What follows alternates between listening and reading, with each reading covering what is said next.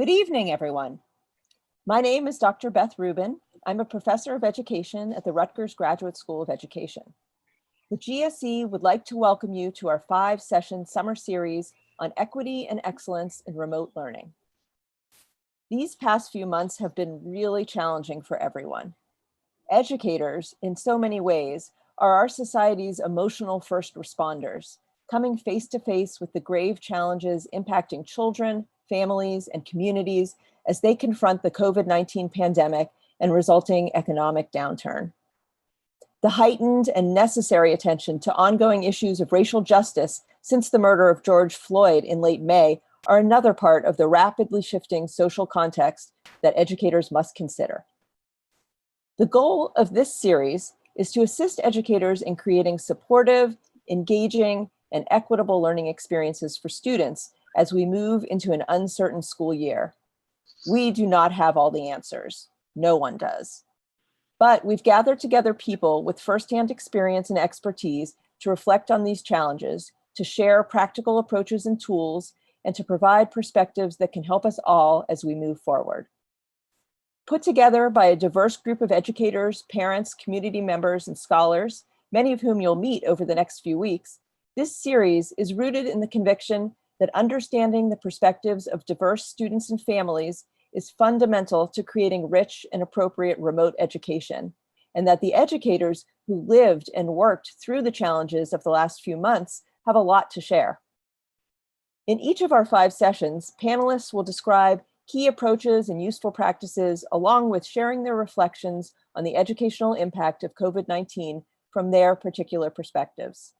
Future sessions will focus on supporting students socially and emotionally in the remote classroom, supporting emerging bilingual students, supporting students with disabilities, and anti-racism in the remote classroom. These are complex topics that each merit far more than an hour's time, but we aim to provide insight into key issues and access to valuable resources. Tonight's session focuses on remote learning from the perspective of parents and caregivers. What was it like to support their children's education after the COVID-19 pandemic sent everyone home from school in March? What was the impact on families? What advice do they have for educators moving forward? Now, I'd like to introduce Anel Soriel, who is herself both a parent and a teacher. An expert in bilingual education, Anel will introduce the panelists and moderate tonight's conversation. Thank you, Anel. Thank you, Beth. Bienvenidos a todos. Welcome to everyone. I am Anel Vanessa Suriel, bilingual educator and doctoral student at the Rutgers GSE, and also a parent to a 10 and 8-year-old child in the East Brunswick School District here in New Jersey. I am honored to support tonight's panel. Our session tonight will be translanguage. Questions and responses will be presented multilingually with simultaneous translation between Spanish and English taking place within the chat box of your screen. This is in line with the Graduate School of Education's commitments to social justice by centering the experiences and language practices of our communities. In this way, we will hear and learn from the dynamic perspectives of our participants and audience members. Tonight we have with us Yolanda Hernandez. She is a parent in the New Brunswick Public School System. Her children are ages 2, 3, and 8. We also have Melissa Vargas Columna, parent in the New Brunswick Public School System with children ages 18, 14, and 7. We have Carol Suchen Hudson within the Franklin Township Public School District with a recent high school graduate aged 18, a rising sophomore aged 14. And we have John Olivo with us as well. His children are in the Bound Brook School District and the Sayreville Public School District, and their ages are 10, 7, and 6. Thank you for being with us tonight. The first question I have for you panelists today is please describe a typical day of remote learning for your family. Describa, por favor, un día típico para su familia durante el aprendizaje en el hogar. Melissa, would you like to go first? Hi, I'd be honored to do so. So a typical day at home for me was very stressful. As stated in the introduction, I have 3 children. I had 3 children, all in different stages of their education. So I had a 2nd grader, an 8th grader, and a high school senior. The day was, hectic in terms of making sure my students were up on time, that I had the time and energy to assist them with their work, as well as complete the work that I was required to do for my job as well. Luckily, I was able to work from home, but juggling many, many things. In addition to all the things on my plate, I'm also a graduate student, so it's an extra thing for me to juggle. But in the beginning of the experience, it was very difficult to maintain a routine, largely because my kids were not happy about the changes and the situation. So it took a lot of time for them to get used to this new remote learning environment, and for them to be motivated to log on at the times that they had to. Some days were very exhausting. In the beginning of the experience, my kids had not so much work to do, and it started to increase. So constant interruptions, having to help my 1st grader with greater than and less than, and my 8th grader also needing help with the Pythagorean theorem was definitely a challenge, but we managed. But crazy. Thank you so much for sharing that with us. Yolanda, ¿pudiera compartir usted un día típico en su hogar durante el aprendizaje en el hogar?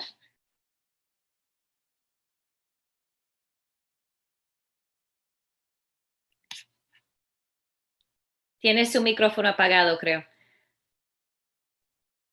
¿Ahora me escuchan? Sí, la escucho ahora, gracias. Un día típico es, mi hijo se levanta a las 9 de la mañana, prende la computadora, espera a que su maestra se conecte a clases y comenzaba el reto, porque buscar un lugar en silencio donde mi hijo se pudiera concentrar es algo muy, muy difícil.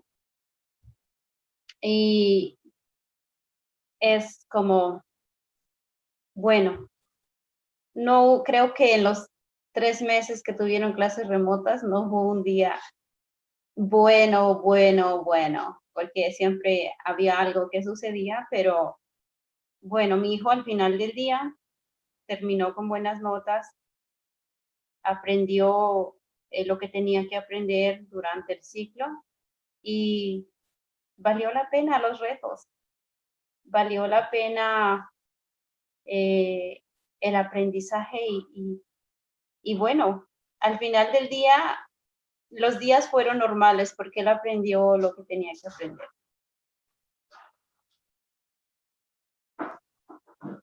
Gracias por compartir eso con nosotros. John, could you share a typical day in your home? Yeah, sure. So my experience was very similar to Yolanda's, in which I had just the word for it is stress, a very stressful time in which we would have to wake up every morning, and for my oldest daughter, she had to be signed in at a specific time or be marked absent. And so it was always hey, Ariana, are you ready to sign in to school? Or,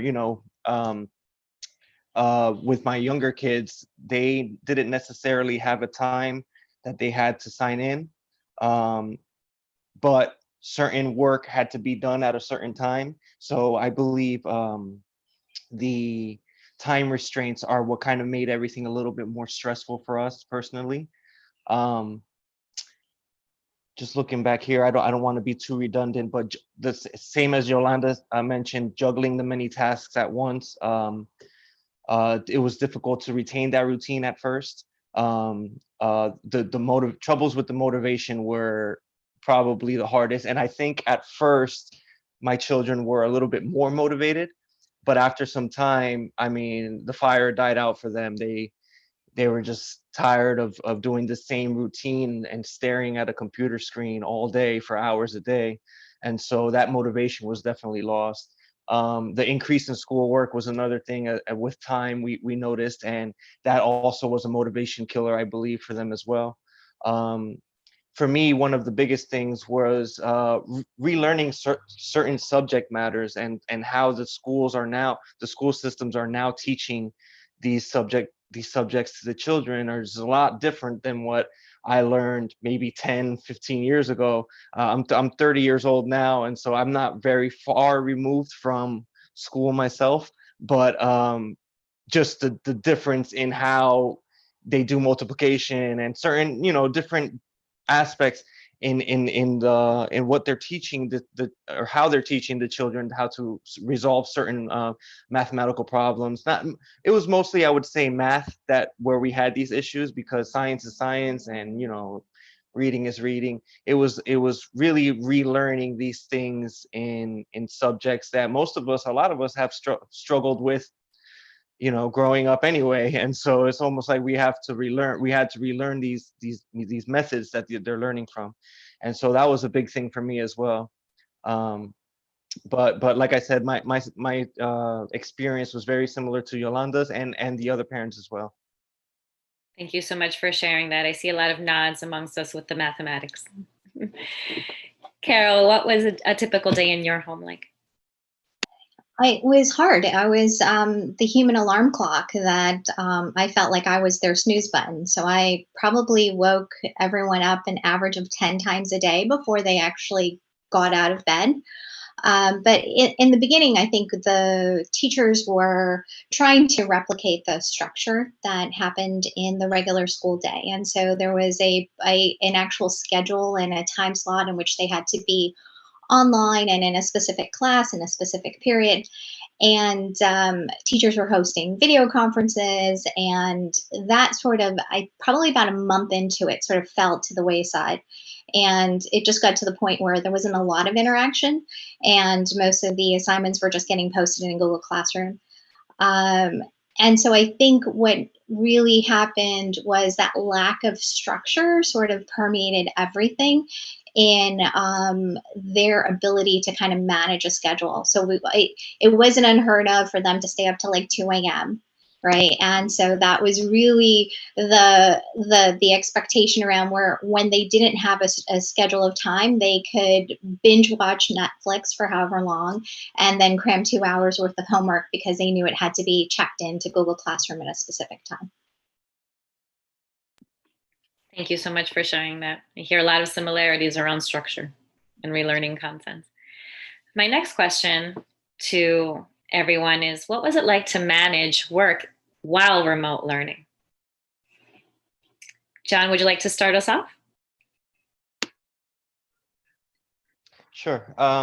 So my experience with work and remote learning was, I believe, a little more unique than what most people experience, only because my work schedule was for the overnight. If you could give me 1 second, I'm so sorry. Bye, baby. Okay. Yeah, so I worked the overnight shifts. And so my typical day was, my schedule was Monday through Friday, working 10 p.m. to 7 a.m. every day. And so, as you can imagine, I'm getting out of work and walking into a new day with my children Monday through Friday, and now I have to teach them. 1 second again, I'm so sorry. No worries.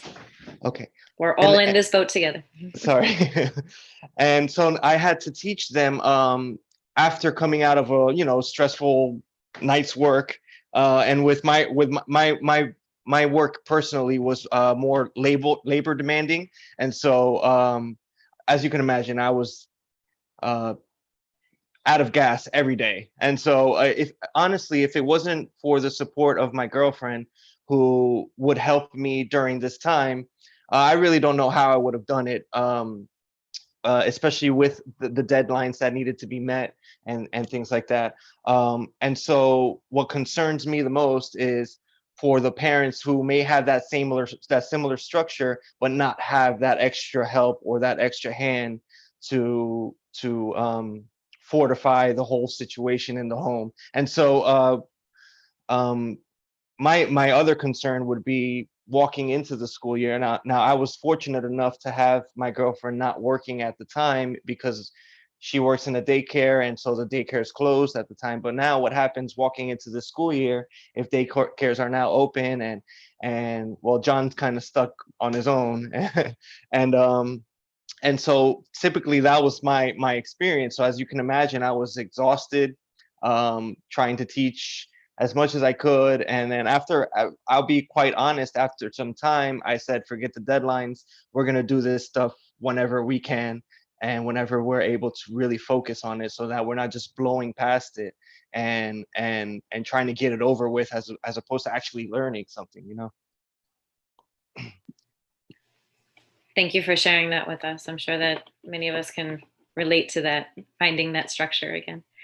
Carol, what was it like at your home? How did you manage to work and teach remotely, keep everyone on their schedule and such? I honestly have to say it was really very frustrating. So while both my husband and I work, we're both in IT. So he had a very large project that he was working on. And so it sort of fell into that very gender normative roles where I stepped in to do not just making sure everybody had meals, but there was an expectation of I had to do homework management as well as juggling work. And, the thing about what happened with homeschooling, for lack of a better term, was that you inherited the circumstance in which there was a lot of concepts that were new, so you had to learn them yourself. So I had to go back and relearn AP physics and the government structure in Ireland and all of these sort of things that you wouldn't normally consider. And then you had to be tech support because everything was online. And so you were troubleshooting Zoom and the ability to log in places. And I think, really I had to get to that point of failure in which I was realizing that I wasn't doing work well, I wasn't managing my kids well, I was really, really stressed out. And so I had to actually literally realize that I was not doing anything well before going back to my boss and having that conversation about something having to give and the support structure that I needed. And fortunately, I think because of I think everyone was going through that. My boss as well was home with his son. So it made it possible. And I very much appreciate the flexibility, but the reality was that none of it was easy and it was a really stressful time. Thank you so much for your honesty. Yolanda, ¿cómo manejó usted el balance o encontró balance entre el aprendizaje en el hogar y el trabajo?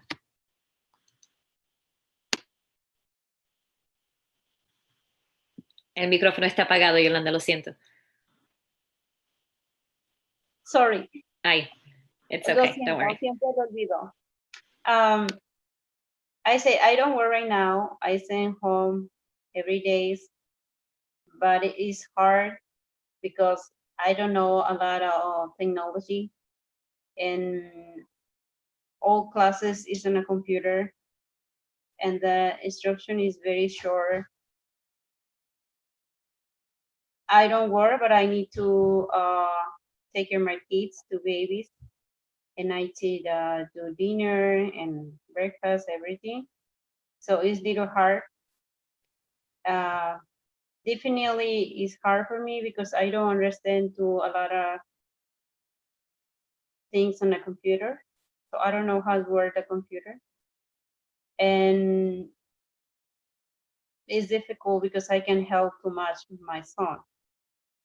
And sometimes his teacher, she don't give you, like, for me, she don't give you enough time for explain how he need to do the class or lections. So it's hard. Definitely for me, it's hard. And I don't know how the parents do when they need to work and they need to help the kids. And that community, some parents, they don't, ellos no saben leer. is very hard for me. And the pandemic, I involved to the help people, so I have a lot of work for a volunteer. I organize, I do a lot different things. So I don't work definitely, but I work on a community. So, but I'm there, and right now I feel good. But for me, I need to learn more about computers and new technology. Thank you so much for sharing that, Yolanda. Melissa, how did you find management between work and remote learning at home? Managing work and remote learning was very difficult for me. But the way that we balanced it was, we had a family calendar where there was one place where we were able to see, if someone had a meeting or there were deadlines for assignments. But after a while, it was definitely hard to keep up with that. There were times where I had meetings for work. I also work as an academic advisor at Rutgers University. So I have to be there for my students and serve their needs, as well as my children, as well as the family, the home, graduate school, and myself. And I found that at times I put everything else above me. And there were days, as one of the parents said, where I would say, I would tell myself, I think you just have to take a day off today and either disconnect entirely or focus on helping the kids with their schoolwork, or have a day where I would focus on catching up with my work and emails. There were times that I really wasn't productive at work, and I would have to wait till the kids are asleep to be able to do work-related activities. My older children are more independent, so I didn't have to be so hands-on with them. But definitely for my 7-year-old, having to navigate her Chromebook and having to complete assignments that involved creating text boxes and enlarging and dragging objects, I had to carve out time out of my very busy schedule to, basically sit and teach her. And at the end of the day, everything got done in its way. There were some times we were able to meet school-related deadlines. There were times that we weren't able to, but it was very stressful, and we made the best of the situation. Thank you so much for sharing that. My next question switches a little bit. I heard a lot of difficulty with time, and I've definitely felt that too as a parent and a student and a teacher. But as you saw your children learning remotely, what do you feel was most effective? What worked best for them? Mientras sus hijos aprendían en el hogar, ¿qué vieron que fue lo más efectivo? ¿Qué resultó en el mayor aprendizaje para ellos? Yolanda, ¿quisiera usted comenzar?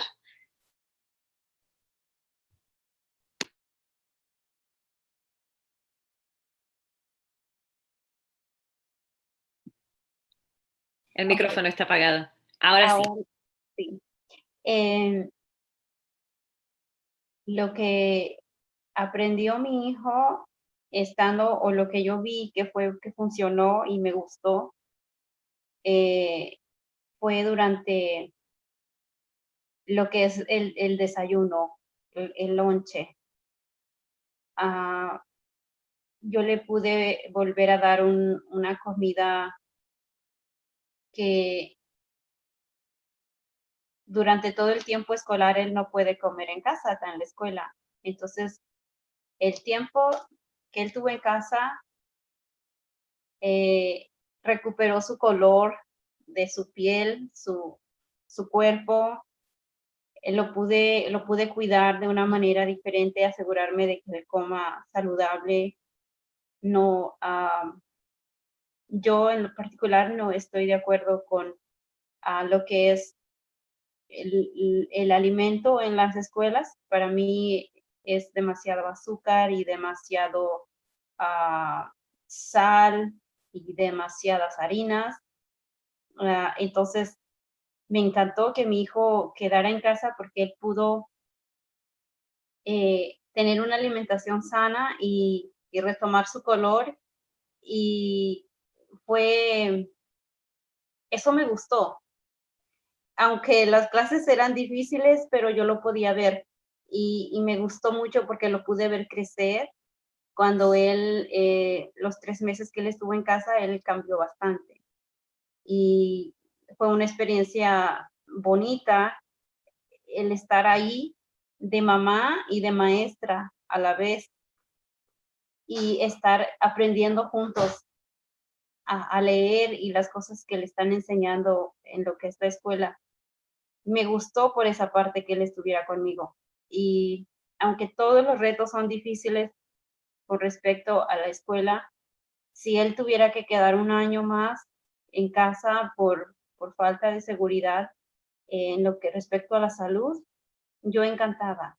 Creo que asumiría el reto con todo lo que trae, pero me encantó porque el que él aprendiera en casa para mí fue bueno. Aprendimos juntos y me di cuenta que podemos hacer cosas que yo pensé que no podía. Gracias por compartir esa perspectiva tan hermosa entre madre e hijo. Te lo agradezco. Melissa, would you like to share your perspective? What was more effective for your 3 kids across 3 different age levels? How did they learn best?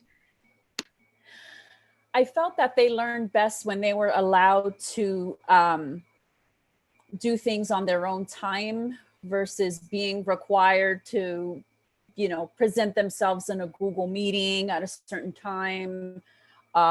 Their sleep schedules shifted drastically.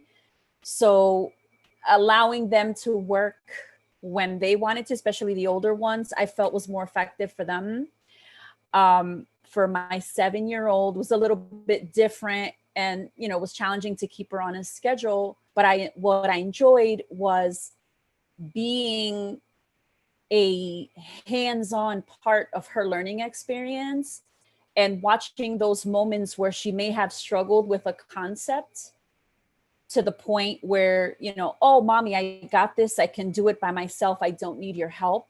It was definitely great to watch that and just watch their learning unfold and see how the teachers were able to, in such a short time, even though there were challenges, put together these programs and videos for the kids to learn and to stimulate their curiosity and then come back and ask me questions. I thought was wonderful. We got to work on projects together. And as a busy parent, as I've mentioned, I have all these things on my plate. There have been times where I felt a guilt about not being able to have that quality time with the kids and be as involved. But this actually allowed us to get closer. And that's one of the biggest things that I'll take away from this remote learning experience. Thank you for sharing that. I agree wholeheartedly. Both the growing and the eating and that time where you get to see them learn and grow. Carol, what worked best for your children? I think for their circumstances, the difficulty that they had was going from a very face-to-face instruction and a very structured environment. And so what we found was that they really missed that structure and the socialization piece. So we replicated homeroom ourselves in the morning. We started the day with, okay, what are your priorities today? What's due today? We made checklists, and so kept them focused on task. The other thing, because they really did miss that socialization piece, we sort of cleared the kitchen table and made that our workspace. So I worked from the kitchen. They sat there as well. There were times where people needed to step away for video conferences and other things like that, so that we needed some degree of quietness, but we did do that. The other that, really around the time management piece. And so we started using a kitchen timer to keep people on task. So if you had an assignment due, we'd focus on a specific subject for 30 minutes and then let the timer go off and then move on to something else. So we found sort of some coping mechanisms to be able to instill the same sort of structure that they had at school. And then the other thing that we did was social, sort of creating opportunities for their friends to get on group chats.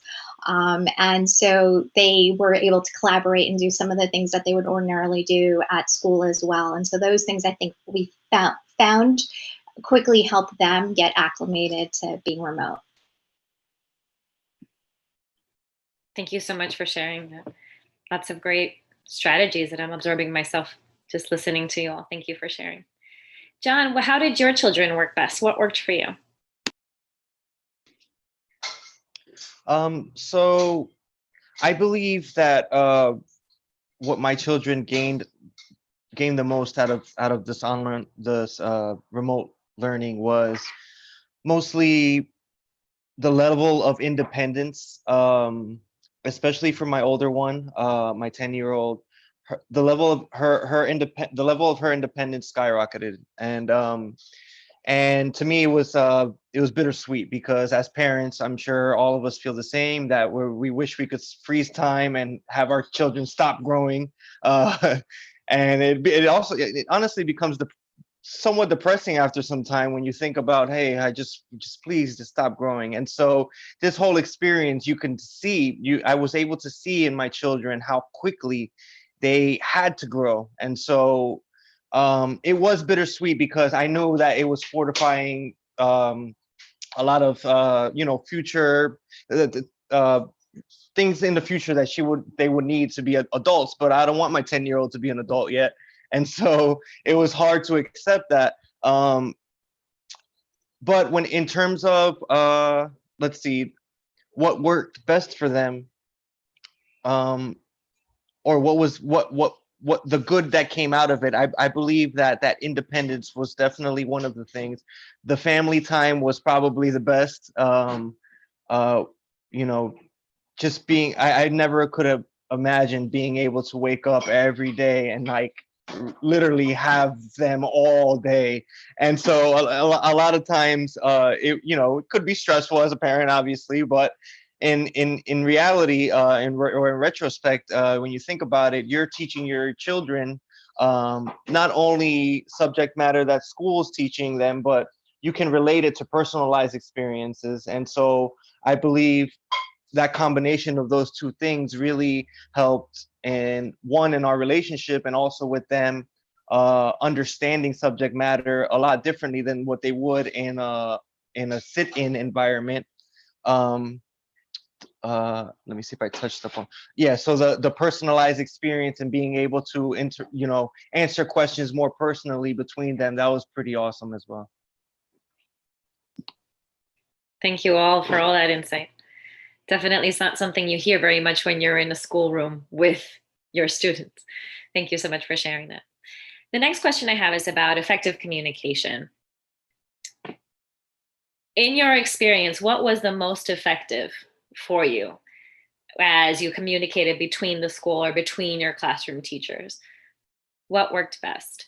¿Qué forma de comunicación fue más efectiva para ustedes mientras se comunicaba el colegio con ustedes o con la maestra o maestro de su hijo? John, do you want to begin? Carol, how about, I realized I haven't called on you yet, so I'm being fair. How would you like to begin? So I think, I think everybody hoped for more communication. I think in our particular circumstances at Franklin, I wished for a more streamlined method of communication. I mean, we started joking that bill collectors were less annoying because we got phone blasts, text messages, calls to our personal cell phones, our work phones, but the content was so convoluted. I think what happened was, in an effort to communicate, everything was so dynamic at certain points in time. It was very, very fluid. That it was one of those things where they'd communicate one thing and then the next day it would change. And then the day after that it would change. And they go, so for example, graduation changed 9 times. It got to the point where we weren't even sure if there was going to be a graduation, should we invite family or whatnot. There were things that they changed dynamically, like the grading system, and going back, and then and that became really convoluted, in which they communicated one thing and then they had to put a presentation out, and then the principal actually did a vlog on it, and then they put slides together on it. It was a way of, so there is a method in which you can communicate, and that's effective. But in our circumstances, what we found is a lot of the communication focused on process, like here's where we are from a grading perspective. But there wasn't a lot of communication from the empathy perspective. And so for our kids, where we are right now, here in central New Jersey, we're 5 miles, less than 5 miles away from 2 major hospitals. And so my daughter, her inner circle of friends, 10 of her friends, of the 10, 8 of their moms are nurses. So they're first line workers. And so you have to think about the dynamic of these kids who were seniors. They were applying for colleges, and that was their big worry. And then they went from serving in the capacity of worrying, taking care of their younger siblings, and then worrying about whether their parents were going to die because they were first line workers. And I think the lack of empathy, the difference in socioeconomic status in our school too, you had kids who were undocumented. There was one young lady whose mother died right before we went into lockdown, and she was not able to travel. And so she couldn't mourn the passing of her mother. These same kids were going through all of this, and with their structural changes and being home and being isolated. I wish from a communication perspective that more of the focus would have been on the empathy side, finding a way to kind of do outreach and check in with them, versus more of the focus was really less on the well-being of the students and more of, let's just get these grades done and let's make sure you get your homework in. Thank you so much for sharing that. Melissa, what would have worked better for your family and your home? So my students are in the New Brunswick public school system, and I felt that the district overall did a great job in terms of informing parents and having those lines of communication open on various platforms. But what I found most effective was getting direct communication from the teachers. But I found that a lot of times, especially for my older children, the direct communication was more along the lines of, there's an assignment missing, or something wasn't complete. And for me, while that's important, I feel that educators do have to be sensitive to the different situations at home. I also feel that, as a previous parent mentioned, more on the empathy side in terms of giving us parents resources to help us navigate this process for our children. Yes, it's important to know the changes and the grading system, and that, yes, we get the reminders that the students are to log into their Google Classrooms at certain times.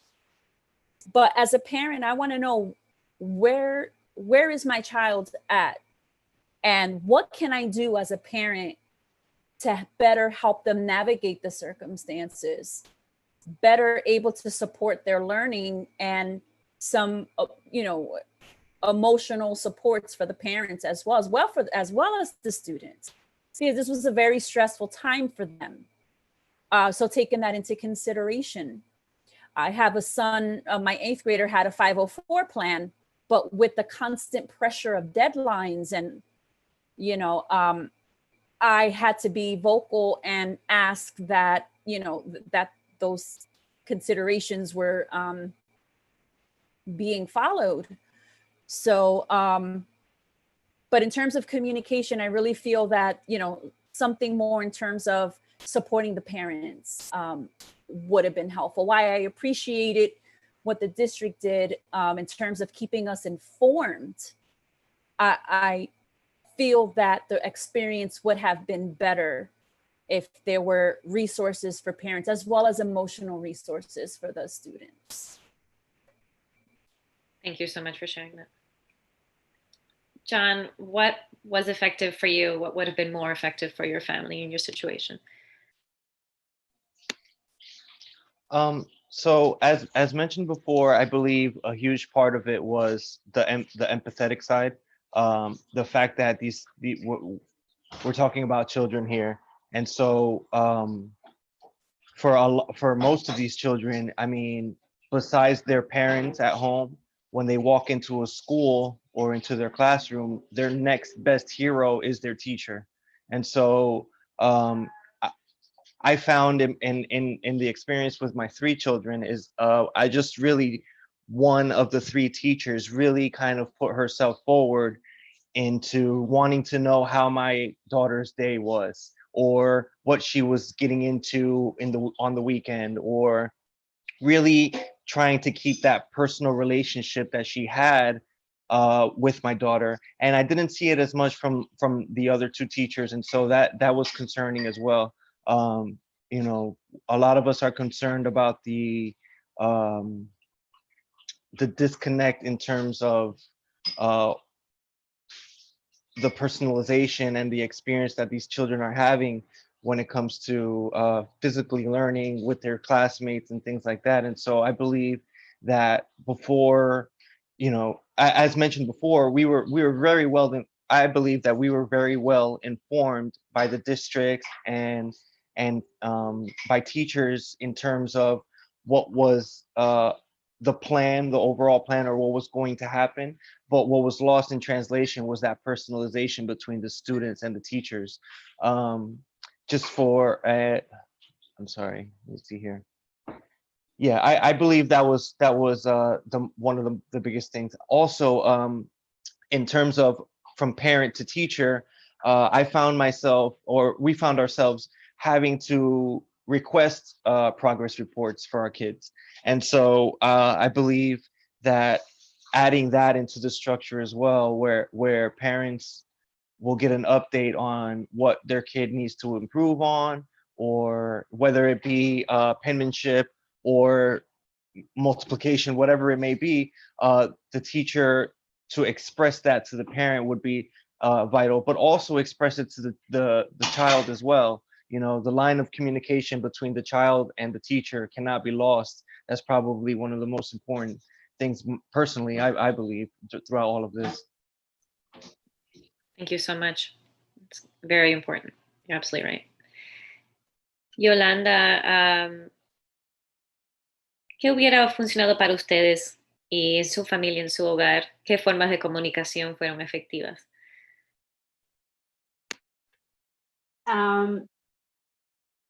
Yo, para comunicarme con las maestras, usaba la aplicación de ClassTag o el email de su maestra directamente. No fue buena porque muchas veces mandaba mensajes y no me contestaban. Así que alguna vez tuve que hablar en la Junta de Educación que no me estaban haciendo caso y que yo tenía mucha preocupación por mi hijo, porque yo trato de ayudar, pero yo sé que no soy una maestra. Entonces, para mí funcionó los emails después de una lucha, después de estar muy, muy detrás de la maestra, insistiendo y pidiendo ayuda a diferentes partes de, yo necesito comunicarme con la maestra porque yo necesito saber si mi hijo va a pasar el grado y si está preparado para su siguiente ciclo escolar. Creo que habría que trabajar más en lo que es la comunicación, porque para mí funcionó porque insistí bastante.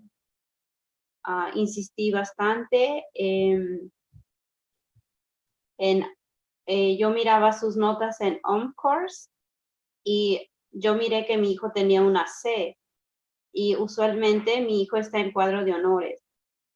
Y yo dije, oh, no, ¿qué pasó?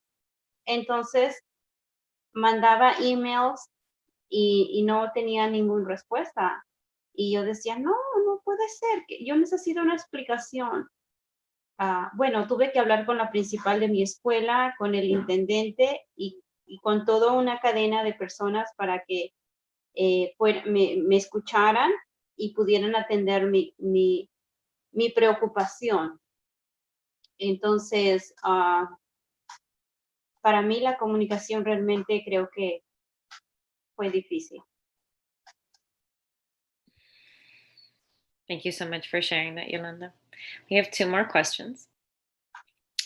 In the event that we return to remote learning at some point, when reopening is decided amongst our districts, how might school leaders and teachers better include these perspectives that you're sharing tonight as we plan for the steps ahead, especially if we return to a remote type setting?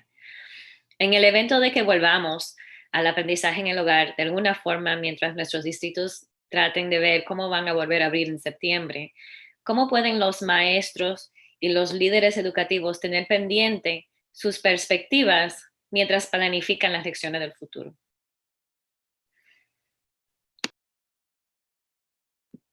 Carol, would you like to begin? Yes, I think one of the things that would make a lot of sense is improving communication. And, we place a lot of reliance on the technology. And I think for most of the schools, they're using Google Classroom. And so what he found is that Google Classroom isn't great about proactively communicating. It is sort of a retrospective after the fact. So if my child forgets to hand in an assignment, I get a notification. But as a parent, I'm not getting visibility into everything that they're being assigned. I can't help track their work. I can't help, address when there are circumstances and difficulties. And so as a parent, without that level of transparency, I can't assist.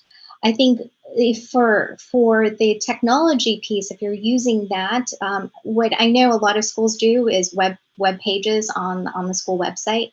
I tried to defer to that. Most of the teachers did not have updated web pages. I think the use of technology is one. The ability to have parent involvement and being upfront about the expectations and how you want us to assist you. I think really we have a shared mission in this, and the expectation of having us partner with you and knowing what the expectations are. I have no problems with being able to do that, but jumping in and knowing what that is, the communication piece. And the other is the resources piece. Like a lot of the content that we're leveraging is content that you're putting in Google Classroom, but there's a lot of free content that's available online. And I think just if you've got a situation where you've got to default to a circumstance and where the kids have to sort of self-instruct, it would be helpful to have additional resources and be able to share those things. I think, to kind of regroup, the technology, the communication, the resource, and the parental involvement are the key things that I think are needed to make this more fruitful next phase. Thank you very much. John, how do you feel that teachers and educators can keep your perspective and when they're planning for returns in September and for, if necessary, remote learning? So to keep a broad spectrum on the question, I would like to answer it in terms of what I think would help as we're doing now. So like an event, as the event that we're holding now, I think is, great just to start off, I guess. And so I may be alone in this, but I believe personally that maybe if we hosted open space assemblies for parents and teachers to come and be able to voice their opinion on whatever aspects it may be, whether it's tech help or relearning specific content, things like that. Being there personally and physically, and being able to voice these opinions I believe is vital. And so in my opinion, if Six Flags is able to open up and have these people, you know, then why can't we as parents and teachers congregate, and, you know, abide by the social distancing protocols, but still be there physically so that we can all interact with each other and voice each other's opinions. Because a lot of times, you know, there's four parents on this call right now, but I'm sure we're missing a ton of information from parents that are maybe watching and things and things like that. And so when we all congregate together, it's almost like we're all able to think as a whole. And I believe that's important, in addition to everything else that was mentioned, of course. Thank you so much. Melissa, what is your perspective? I agree with a lot of what the parents have stated already. I feel that providing a space for parents to voice their concerns is very important because it provides insight to educators and curriculum workers about what our needs are, and also perhaps develop an instrument or assessment of what the broader needs are. We have other students, for example, you know, we have special needs students, English language learners, that their needs need to be taken into consideration when crafting these remote learning experiences. And maybe one of the things that districts can do is poll families, poll the parents, and gain our direct input, allow us to voice what our concerns are, allow us to voice what we need. For example, I alluded earlier to emotional supports for parents and students. I feel that that's very important.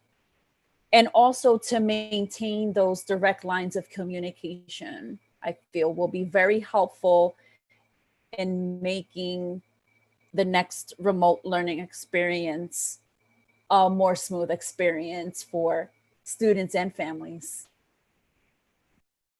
Thank you so much.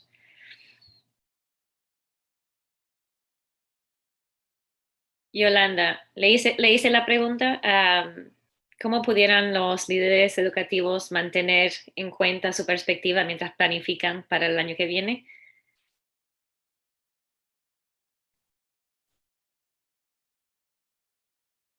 El micrófono está apagado otra vez. Lo siento. No se preocupe. Definitely, I think they need to listen parents, because right now I know nadie está preparado para la pandemia, pero dejaron a muchos papás afuera.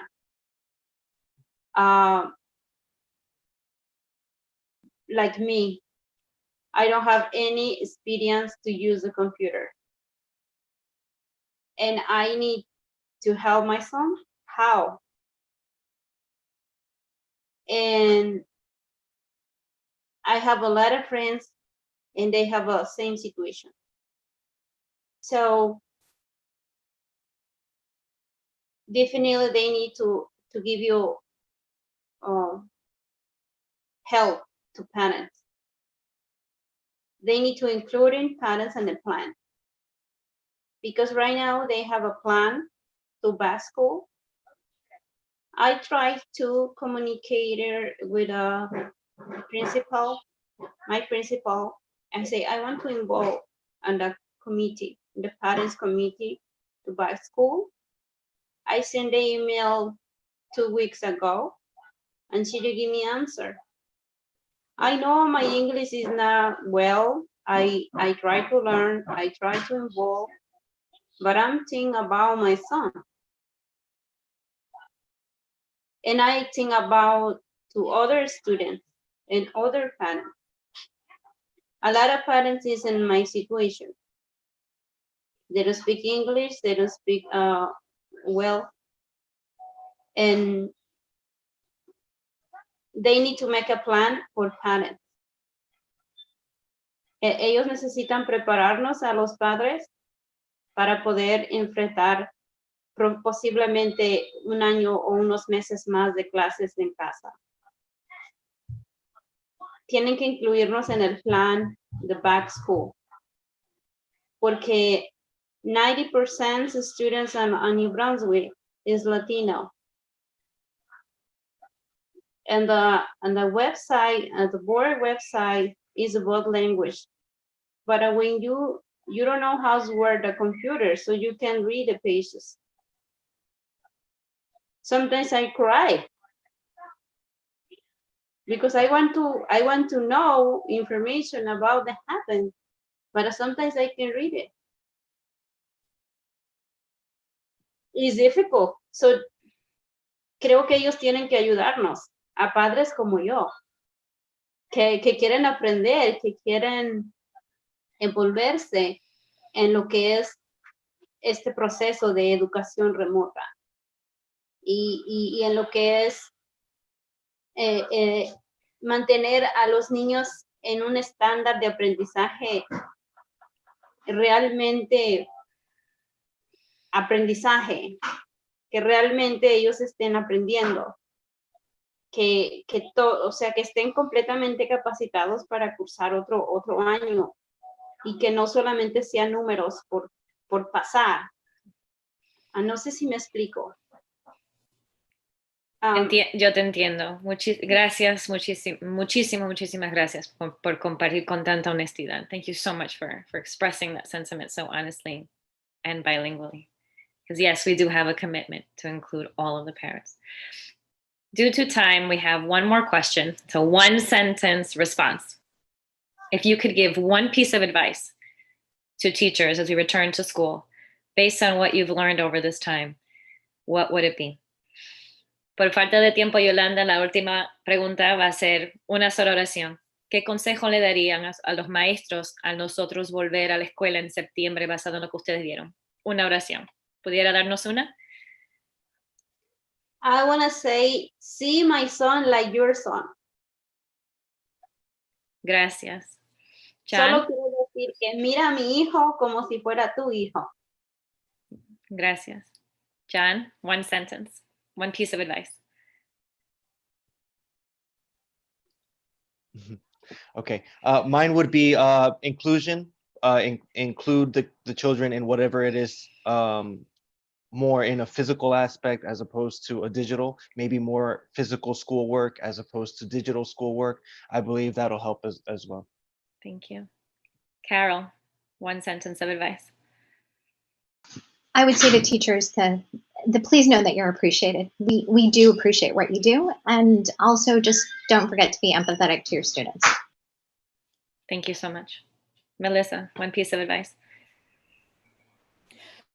Please be sensitive and aware of all of the dynamic situations at home and sensitive to the challenges and needs of families and the students.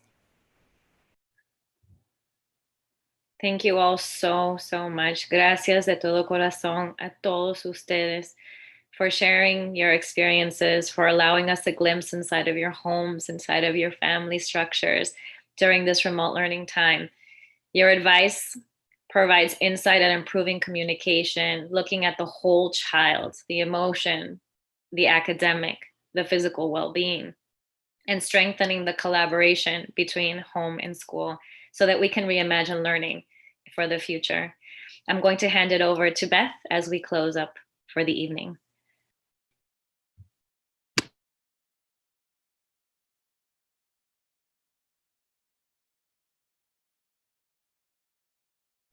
You're on mute. Okay. Oh.